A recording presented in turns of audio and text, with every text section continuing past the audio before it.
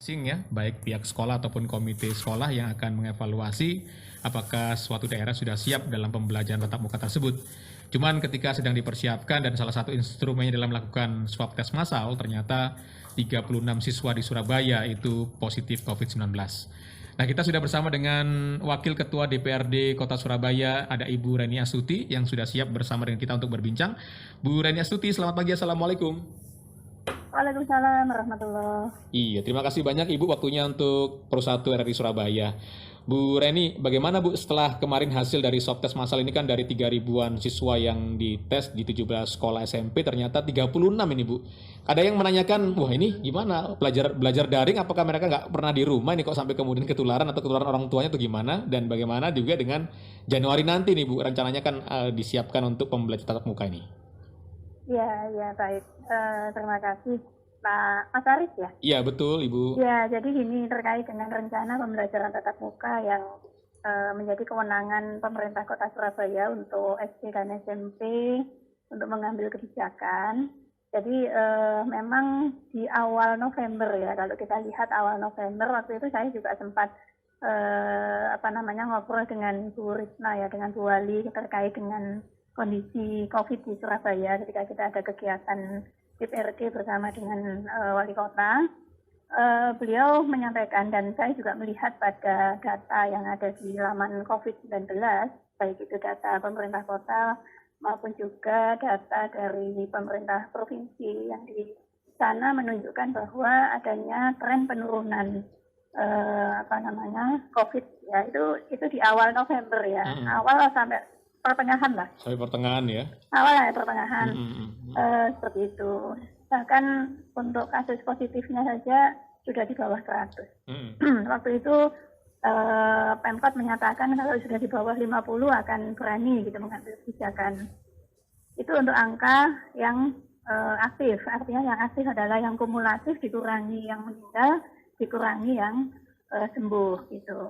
Itu sudah angkanya sudah di bawah 100, tapi pada waktu itu belum di bawah 50. Tapi perkembangan kemudian sampai pertengahan November kalau nggak salah itu sudah trennya menurun begitu. Nah, di sisi itu kemudian ada kebijakan dari kementerian ya, keputusan bersama antar kementerian yang kemudian memberikan kesempatan kepada daerah untuk mengambil kebijakan. Nah, artinya bola kebijakannya kan ada di daerah wali ya? kota, di pemerintah kota kan, Betul. tentu di wali kota di sini. Oleh karena itulah kemudian direncanakan oleh pemerintah kota untuk akan dilakukan pembelajaran tatap muka paling tidak Desember atau Januari setelah semester 2, semester genap Mbak, rasanya begitu.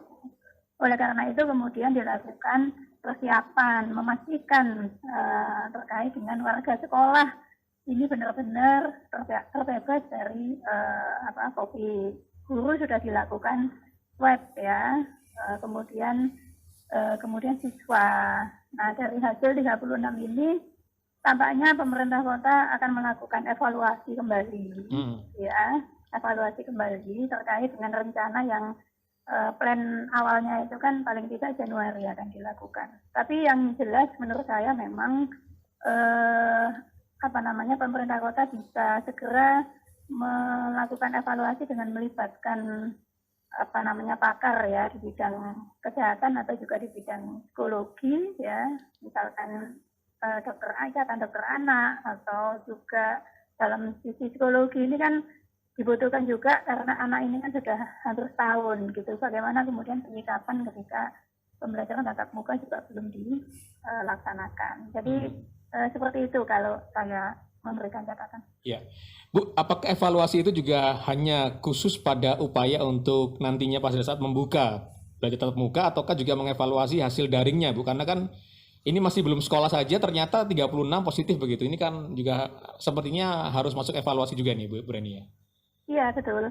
Jadi sebenarnya memang harus menyeluruh ya evaluasi ini ya. Evaluasi daring dalam konteks pembelajarannya itu juga harus dievaluasi ya, terkait dengan capaian-capaian pembelajaran, kompetensi yang dicapai oleh siswa ketika daring apakah sudah sesuai dengan konsep yang dibuat, baik itu yang mengacu ke kementerian ataukah juga yang sudah dirumuskan oleh Dinas Pendidikan.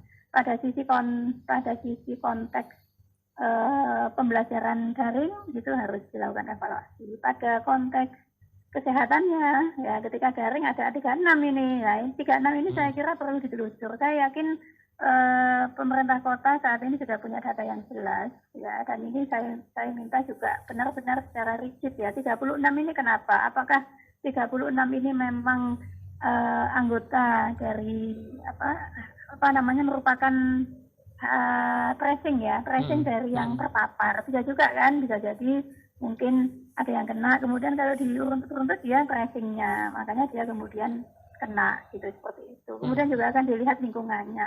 Anak ini 36 ini mobilitasnya kemana selama ini dan sebagainya. Sehingga kemudian ke depan itu ada antisipasi. Jadi ada antisipasi dari pemerintah kota bahwa ketika nanti akan dilakukan swab ya. Ini kan swab bisa jadi kan belum selesai ya, belum semuanya kan. Betul. Itu yang ini kan yang SMP, masih yang SMP kan, yang SD juga belum kan.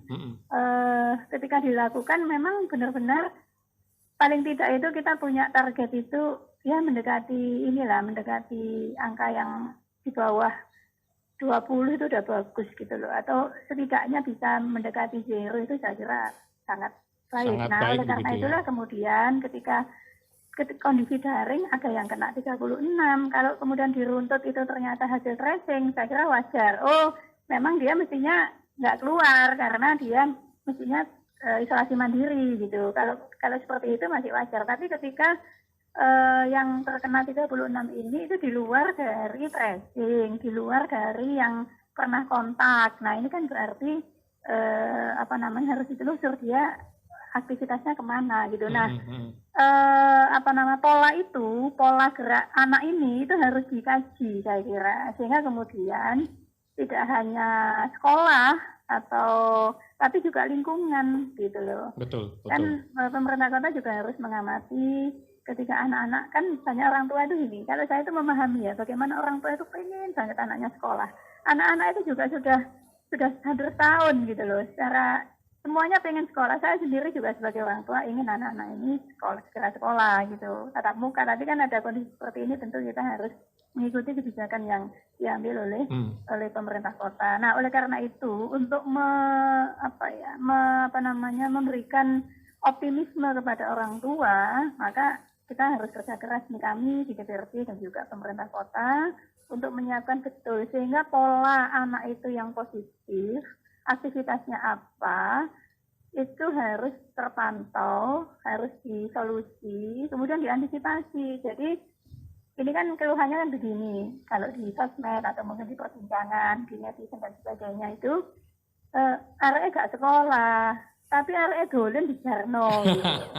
Kan gitu. Itu yang mau saya sampaikan, bahwa karena ada pendapat yang muncul sudah masukkan saja sekolah karena wong daring saja anaknya ternyata juga ada yang kena kan begitu. Nah itu yang kan itu kan sebenarnya bentuk gelo ya. Gelonya orang tua wis kate sekolah gak sido gitu, dan saya wajar, saya bisa memahami perasaan para orang tua yang ingin putra-putrinya itu segera sekolah gitu. Saya kira wajar gitu. Nah, oleh karena itulah menurut saya ketika anak ini tidak di sekolah gitu ya, belum dibuka untuk tatap muka, lalu bagaimana dengan aktivitas anak-anak yang masih keluar gitu, itu yang kan harus ada solusi juga gitu. Gimana edukasi ke anak, bagaimana edukasi, mungkin edukasi oleh sekolah melalui daring ya. Tidak hanya anak itu main-main yang kelihatan loh, anak-anak itu sekarang juga udah main ke rumah temannya. Jadi dia dia nggak sekolah ya, tapi dia belajar bersama ke rumah temannya dan itu ngumpul gitu. Dan namanya anak-anak itu yang kadang nggak pakai masker dan sebagainya. Kita kadang kan khawatir tuh kalau anak-anak ini, ya mungkin anak-anak ini sehat-sehat saja, tapi yang didatengin itu nanti di situ ada neneknya, ada kakaknya. Saya sendiri juga punya anak gitu ya. Terus kita ini juga terus ngiling gitu ya, walaupun kita tahu anak-anak mungkin sudah agak ini ya, udah nggak agak lagi, sudah jenuh juga. Sudah mentok ya Bu ya? Nah ini saya kira ini Mas, apa namanya, 36 itu harus segera dilakukan kajian. Itu 36 itu apakah hasil Kegiatan tracing, sendiri ataukah kemudian bagian dari tracing yang sudah muncul gitu ya Bu itu ya? harus ini, karena kalau misalkan kegiatan sendiri itu polanya apa, polanya gimana anak ini, itu harus di tracing lagi nih anak ini. Iya. Gitu. Tapi kalau bicara kejenuhan tadi, apakah memang seharusnya Januari sudah mulai harus dimasukkan ya Bu ya? Kalau menurut Anda? Kalau bicara keharusan itu kan kita bicaranya kan bicara tentang yang terbaik sih, yang terbaik itu apa gitu ya. Mungkin itu kan. Betul. Tentu kita nggak ingin gitu ya. Saya kira semua orang tua juga nggak ingin. Dan ada rasa was-was ya ketika 36 ini loh, berarti anak yang kena ya 36 itu kan was-was. Iya, ada was-was betul. Ketika anakku masuk nanti malah kena kan begitu. Oleh karena itu menurut saya 36 ini harus dilihat sebarannya. Itu harus dilihat sebarannya. Dia tersebar di berbagai sekolah dengan rumahnya ya tersebar atau hanya berada di kecamatan tertentu. Kemudian dihubungkan dengan zona hijau kelurahan kecamatan. Itu juga harus dilihat. Jadi kajiannya harus utuh gitu ya, harus menyeluruh supaya tepat pengambilan keputusannya. Mungkin tidak misalkan untuk sekolah yang sekarang itu kan zona ya, SMP itu kan ada yang zona. Diberikan kesempatan misalkan untuk wilayah sekolah ini A misalkan, itu untuk siswa yang ada di wilayah yang rumahnya di wilayah itu saja, itu mungkin misalkan bertahap dimasukkan dahulu, gitu. Karena kan mobilitas anak ini kan nggak keluar masuk kecamatan dan sebagainya gitu kan. Artinya zona itu memang zona aman.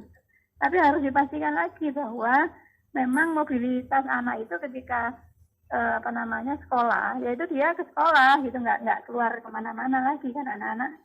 Nanti takutnya dia pergi-pergi udah dianggapnya sekolah gitu, kemudian dia jalan-jalan kemana, udah di luar kecamatannya gitu nanti ini juga gitu. Iya. Saya sepakat sekali ini. Saya harus ada tahapan lah. Betul. Saya sepakat ada per tahap, makanya dilihat 36 itu, sehingga kemudian katakanlah adalah pilot project nanti berapa sekolah itu dalam sekolah tertentu di zona hijau kelurahan atau kecamatan maksud saya.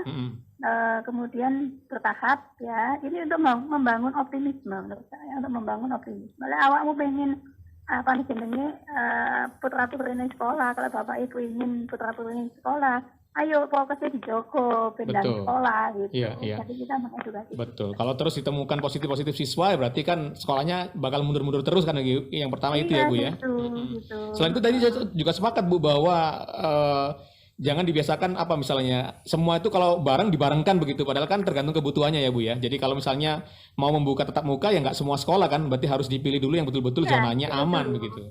Dipilih dulu, dilihat zona 36 tadi itu kan, itu bisa menjadi titik ini ya, titik analisa kan. Itu dia sebaran di mana, mengumpulkah dan apakah memang dia ada di zona yang memang sekarang masih banyak kasus aktif. Kan saya pernah itu kemarin beberapa 2 minggu yang lalu di sebuah kelurahan itu 1 RT kena. 1 RT itu Satu RT ya Bu ya? Iya, ada 1 RT itu 26 kena. Gitu. Kok bisa ya? Ya bisa ya. Mungkin kan dekat-dekat kan rumahnya ya. Tapi itu saya tahu dari memang tidak terpublish ke media ya kelihatannya. Tapi saya tahunya ketika saya kontak Pak RW-nya, saya sapa, Pak RW gimana kabarnya, gitu lah. Saya mau nanya tentang aspirasi warga waktu itu. Kemudian beliau gini, ini saya lagi sakit, ini RT saya ini 26 kena semua, katanya sebelum aku kaget. Terus saya saya kontak camatnya, memang betul, alhamdulillah sekarang sudah membaik. Ada yang di rumah sakit, ada yang isolasi mandiri, ada yang di asrama haji. Iya. Itu kan sebagai contoh, kalau zonasi kan otomatis rumah-rumah orang-orangnya kan berdekatan juga dengan sekolah ya Bu ya. Itu kan juga efeknya bisa seperti itu. Bisa dilihat. Kemudian juga Mas, saya dulu pernah menyampaikan setelah sekolah melakukan swab itu Dinas Pendidikan memfasilitasi sekolah untuk memiliki database kesehatan guru. Gitu. Kemudian database kesehatan sekolah, database kesehatan anak juga saat ini sudah dilakukan. Itu sehingga jelas. Nah, mereka yang sudah positif ini pun juga harus diedukasi loh. Ini jadi nggak hanya sekedar di web, ada yang negatif, ada yang positif 36, yang negatif kemudian sudah gitu ya. Kadang ada kecenderungan kalau orang negatif itu kayak bebas. Nah, ini juga yang harus dijaga. Jadi kalau kita swab, kita negatif itu sebenarnya harus malah kita dijaga, malah harus jaga bahwa malah harus yang paling patuh ya Bu ya. Nah, itu yang diedukasi. Jadi harus diapresiasi. Kalian negatif, bagus. Berarti kalian sama ini udah jaga protokol kesehatan. Ayo dijaga lagi. Jangan sampai itu harus teredukasi ke anak-anak. Jangan sampai kemudian anak-anak salah menangkap, oh aku negatif, bebas. Gitu. Akhirnya dia malah karena bebasnya malah kena. Iya betul. Itu kan banyak pertanyaan untuk data besar kita itu bukan orang yang sudah di swab dan negatif itu kan artinya pada saat dites itu saja negatif. Lantas beberapa hari kemudian kalau terpapar kan bisa aja kena ya Bu ya. Iya. Dan data seharusnya kan bisa berubah kalau nggak dites lagi kan juga nggak tahu ini. Nah tapi kan harus ini. Jadi orang tua harus terus memantau putra putrinya yang hasilnya negatif. Nanti sering-sering biar diambil yang hasilnya hasilnya negatif itu harus teredukasi masing-masing gitu. Iya. Saya belum tahu ya jumlah persentasenya ya. Jadi dari 36 positif itu persentasenya berapa? Kalau dari Humas 1% itu Bu. Oh 1%. 1% saja 1% betul.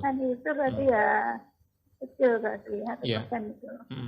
Baik Bu, tapi yang pasti mungkin dengan perbincangan ini tentu kan kita yakin bahwa DPRD terus mengawal ya Bu ya, karena pasti pertimbangannya DPRD lebih paham lah bagaimana nanti pembelajaran tatap muka itu apakah Januari atau kapan, mungkin bisa saling bisa menginformasikan lah ya Bu. Sebagai pimpinan tentu juga teman-teman komisi terkait ya, komisi B nanti biasanya juga melakukan koordinasi dengan Dinas Pendidikan dan kita melihat Dinas Pendidikan dan Bu Wali juga tentu akan mengambil kebijakan yang tidak berusaha-usaha gitu. Semuanya tentu akan melibatkan pakar juga ya supaya ketika diambil kebijakan itu benar-benar aman gitu. Baik. Terima kasih banyak Bu waktunya bersama dengan kami di RRI Surabaya. Semoga ini bisa juga menjadi catatan nih untuk masyarakat dan pendengar kita. Terima kasih Ibu Reni Astuti waktunya. Selamat pagi. Assalamualaikum warahmatullahi wabarakatuh. Waalaikumsalam warahmatullahi sama-sama. Iya, Wakil Ketua DPRD Kota Surabaya ya Ibu Reni Astuti yang sudah